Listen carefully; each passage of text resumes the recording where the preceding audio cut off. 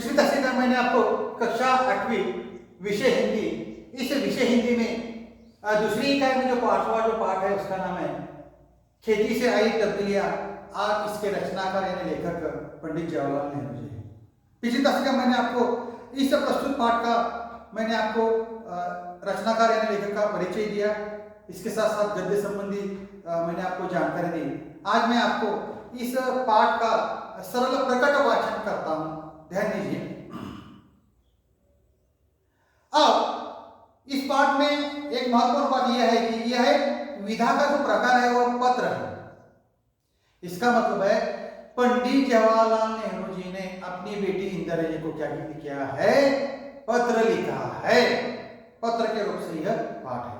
तो ध्यान दीजिए, मैं इस पाठ का सरल प्रकट वाचन करता हूं। प्रिय बेटी इंदिरा, अपने पिछले खत में मैंने कामों में अलग अलग किए जाने का कुछ हल बतलाया था। बिल्कुल शुरू में जब आदमी सिर्फ शिकार पर गुजर बसर करता था, काम बटे हुए न थे, हर एक आदमी शिकार करता था और मुश्किल से खाने भर को पाता था। सबसे पहले मर्दों और औरतों के बीच में काम बांटना शुरू होगा। मर्द शिकार करता होगा और औरत घर में रहकर बच्चों और पालतू जानवरों की निगरानी करती होगी। जब आदमियों ने खेती करना सीखा तो बहुत सी नई नई बातें निकली। पहले बात यह हुई कि काम कई हिस्सों में बढ़ गए। कुछ लोग शिकार खेलते और कुछ खेती करते और हल चलाते।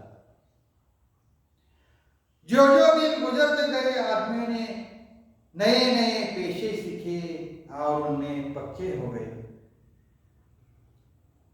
खेती करने का दूसरा अच्छा नतीजा यह हुआ कि गांव और कस्बे बने, लोग इनमें आबाद होने लगे।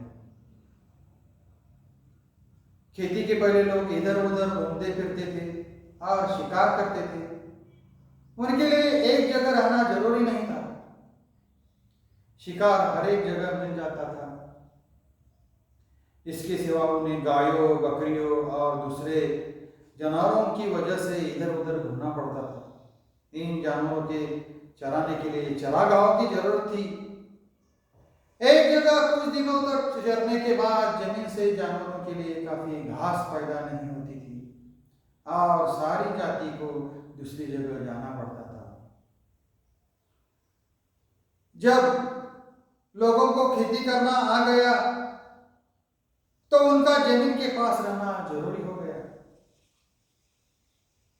जमीन को जो जोत बोकर वे छोड़ नहीं सकते थे, उन्हें साल भर तक लगातार खेती का काम लगा ही रहता था और इस तरह गांव और शहर बन गए। दूसरी बड़ी बात जो खेती से पैदा हुई वह यह थी कि आदमी की जिंदगी ज्यादा आराम से कटने लगी। खेती से जमीन में अनाज पैदा करना सारे दिन शिकार खेलने से कहीं ज्यादा आसान था।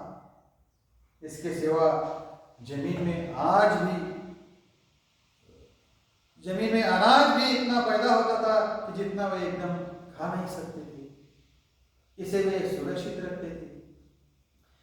एक और मजे की बात सुनो, जब आदमी निपट शिकारी था तो वह कुछ जमा न कर सकता था या कर भी सकता था तो बहुत कम, किसी तरह पेट भर लेता था। उसके पास बैंक न थे जहां वह अपने रुपए और दूसरे चीजें रख सकता था। उसे तो अपना पेट भरने के लिए रोज शिकार खेलना पड़ता था। खेती से उसे फसल में जरूरत से ज्यादा मिल जाता था। अतिरिक्त खाने का वह जमा कर देता था इस तरह लोगों ने अतिरिक्त अनाज जमा करना शुरू किया। लोगों के पास अतिरिक्त अनाज इसलिए होता था कि वो उसे कुछ ज़्यादा मेहनत करते थे, जितना सिर्फ पेट भरने के लिए जरूरी था। तुम्हें मालूम है कि आजकल बैंक खुले हुए हैं जहां लोग रुपए जमा करते हैं और चेक लिखकर निकाल सकते हैं। यह रुपए कहां से आता है? अगर तुम गौर करो तो तुम्हें मालूम होगा कि यह अतिरिक्त रुपया है, यानी ऐसा रुपया जिसे लोगों को एक बार ही खर्च करने की जरूरत नहीं है। इसे वे बैंक में रखते हैं वही लोग मालदार है जिनके पास बहुत सा अतिरिक्त रुपया है, और जिनके पास कुछ नहीं वे गरीब है। और आगे तुम्हें मालूम होगा कि यह अतिरिक्त रुपया आता कहां से है। इसका सबब यही नहीं है आदमी दूसरे से ज्यादा काम करता है और ज्यादा कमाता है, बल्कि आजकल तो लोग जो आदमी बिल्कुल काम नहीं करता उसके पास तो बचता ही होता है, बचत ही होती है, सॉरी, जो पसीना बहाता है उसे खाली हाथ रहना पड़ता है। कितना बुरा इंतजाम है। बहुत से लोग समझते हैं कि इसे बुरे इंतजाम के कारण दुनिया आजकल इतने गरीब आदमी हैं। अभी शायद तुम ये बात समझ न सको, इसलिए इसमें सिर न खपाओ। थोड़े दिनों में तुम इसे समझने लगोगी। इस वक्त तो तुम्हारे इतना ही जानना पर्याप्त है कि खेती से आदमी को उससे ज्यादा खाना मिलने लगा तो जितना वह खा नहीं सकता था यह जमा कर लिया जाता था। उस जमाने में न रुपए थे न बैंक। जिनके पास बहुत सी गाय, भेड़े, ऊंट या अनाज होता था वे तो अमीर कहलाते थे। अंत में लिखा है तुम्हारे पिता जवाहरलाल नेहरू, और इसी तरह से पत्र समाप्त होता है।